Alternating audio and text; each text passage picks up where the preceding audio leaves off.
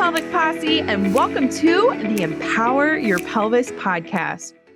Hey, everybody. Welcome back to another episode of the Empower Your Pelvis Podcast. I am Dr. Amanda. I am the owner of Empower Your Pelvis here in Kansas City region. We have a clinic in Missouri and in Kansas. And today I just feel called to come on here and talk to y'all about postpartum rehabilitation. So we see quite a handful of our postpartum patients. We see them during pregnancy too, but that's a whole different podcast episode.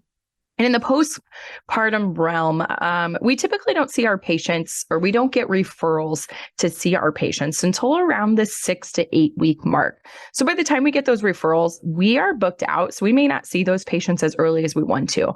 Our goal and our packages that we offer in the clinic are to see patients as early as 2 weeks virtually, and then to get them in the clinic sooner, not for an internal examination at 4 weeks, but to see how they're moving with car seat, with baby, with other activities that they're doing at home at that 4 week mark, 6 week mark, 8 week mark. If we could do weekly, that would be incredible. If we could do even twice a week, that would be ideal, but it's not ideal for everyone.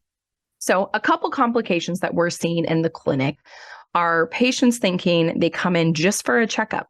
Nothing's going on. They're doing great. They might not have symptoms, but if we do an internal exam and their internal exam does not justify us releasing them because strength may be really weak, or we notice there's coning with abdominal exercises, aka maybe a diastasis, or lack of coordination between the abdominal tissue, or their pelvic floor is maybe not ready to withstand the pressure of jumping and running. Like, these are all things we're checking that we, as the musculoskeletal experts, the physical therapist, it's very beneficial for y'all to come in and have that assessed.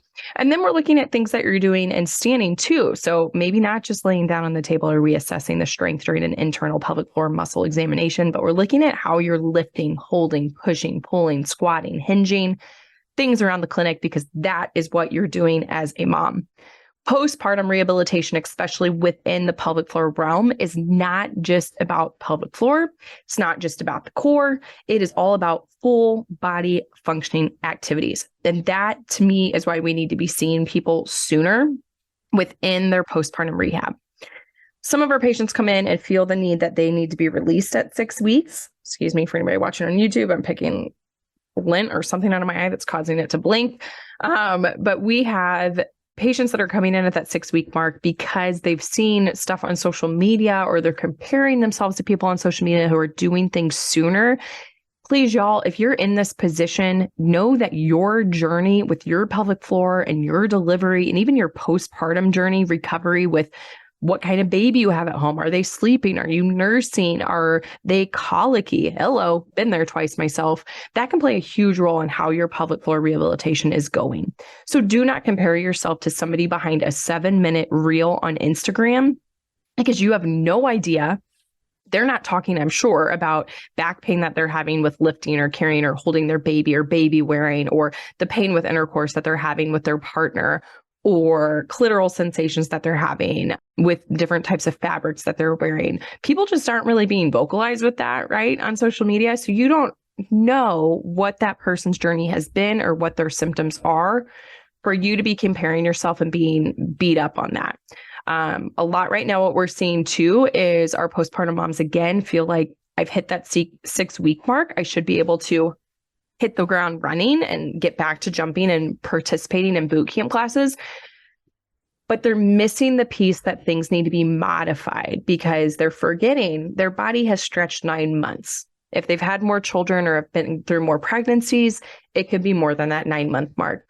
And the timeline in my mind as a PT, a pelvic floor PT, that 6 week is just the very beginning of their timeline.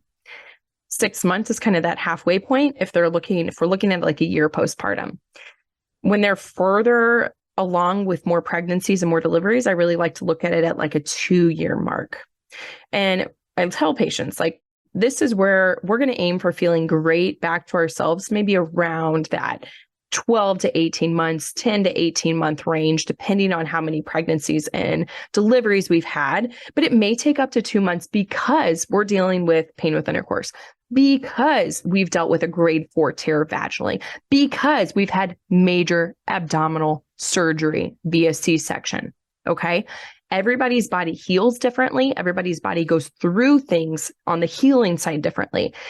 But really coming in thinking like, I'm going to get a pat on my back and given a certificate to be checked out, and we don't need to see you in the pelvic floor PT clinic at 6 weeks is kind of BS in my opinion. Like, that is such a small, tiny frame. Hormones aren't even regulated back out yet. We've got a lot to work on, not just how your core is moving and how the pelvic floor is moving, but really looking at big picture of like, what are you wanting in the postpartum world? Like, what are your main goals that you're wanting to achieve? And then us as pelvic floor PTs being the coach to help you get there to achieve it. But why is that your goal? What are you hoping to get back to? Is it that community feeling of going to a running group? Not that you want to be running and not peeing your pants. Like, is it the community side? Are you wanting to be with your friends? Is it a stress reliever? Really diving deep. We want to help guide you through that. And then also realizing on that timeline, like, there's a lot of things that we need to progress and modify, things that we can help guide you to do that properly instead of an Instagram or a TikTok on social media helping guide you. Go see a pelvic floor PT, see one in person if you can, go see one virtually if you need to talk through it. We're here for that. But really keep in mind, trying to bounce back, and I hate that word, bounce back, but that seems to be what's walking in our doors right now, to your pre-baby body is ridiculous, in my opinion, because your pre-baby body was not stretched for 9 months. Your pre-baby body was maybe a competitor and an athlete, and you are still an athlete more than ever as a mom. But we need to take in consideration on the healing side and what you're doing as a mom and how to make your body work best for you. So keep that in mind, guys. If you have questions on this, please let me know. If you are pregnant, let's figure out who we can get you in as a pelvic floor PT so that you can make sure that you're set up for a great postpartum recovery.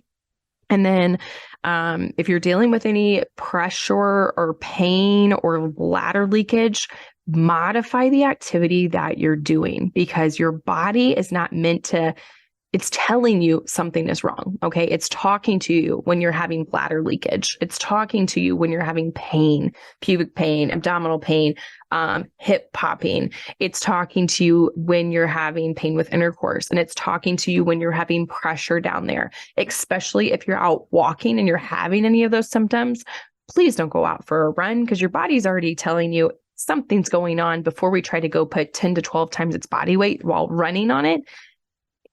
It's just going to create more issues down the road. So reach out, let me know. We also have this episode being sponsored by our Body After Birth program, which can be started at 2 weeks postpartum.